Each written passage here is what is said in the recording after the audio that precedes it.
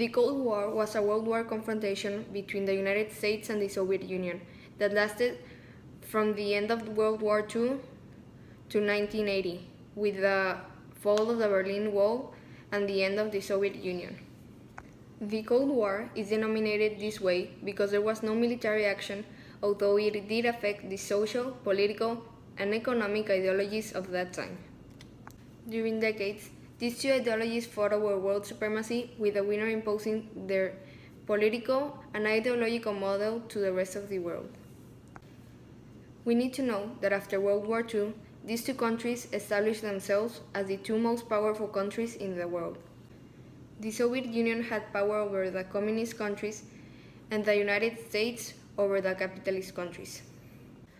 What started the Cold War was that the United States was afraid that the Soviet Union was spreading their communist ideas and thus affecting world war market, meaning US would not be able to sell to those countries. Because of this, the United States started expanding their military arsenal even after the peace agreement that had just been signed after World War II, and in consequence, the Soviet Union became wary of this situation.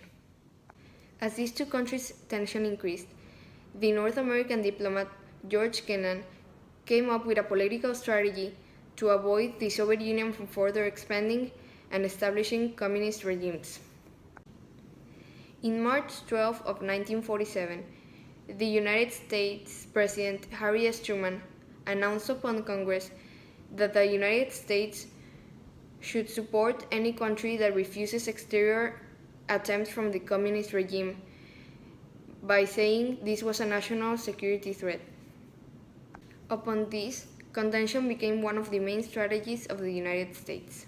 After suspicions inside Russia that the United States was establishing military bases throughout European countries, Stalin decided to send 42 missiles to Cuba. In consequence, the United States threatened to attack the island. This was probably the closest point to which the Cold War might have turned into an actual war. Even if these two countries weren't fighting in a direct way, the Cold War resulted in the War of Vietnam and also in Afghan, with the United States and Soviet Union supporting one side. Another of the big confrontation scenes was when the Soviet Union decided to do a blockade in Berlin, which was ordered by Joseph Stalin.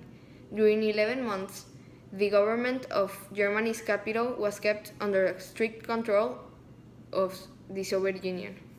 After these 11 months, an agreement was reached and the Berlin blockade was finalized. The Soviet Union began getting weaker after the war against Afghanistan, and a year later, a treaty of the reunification of Europe meant they were getting weak. The Soviet control over Europe had not made notable improvements, and on the contrary, it had worsened them economically. The end of the Cold War was caused by several events. The NATO, North Atlantic Treaty Organization, was born as its objective to organize Europe after World War II and as a prevention from the Soviet Union.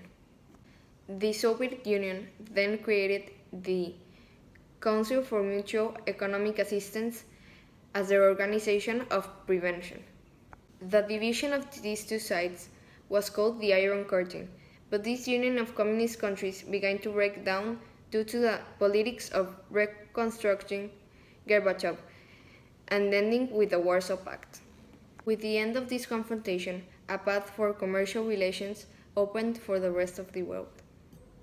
Finally, the fall of the Berlin Wall marked the end of the Cold War on November of 1989. The Soviet Union could not maintain its ideology of communism not for even 75 years, while the structure of the United States is still up to date and is working and is the one that is used worldwide. For this to not happen again, the communist ideology has been almost completely banned from the world, except from North Korea and Cuba, which remains communist. Thank you for your attention. I'm Ana Paula Castañeda.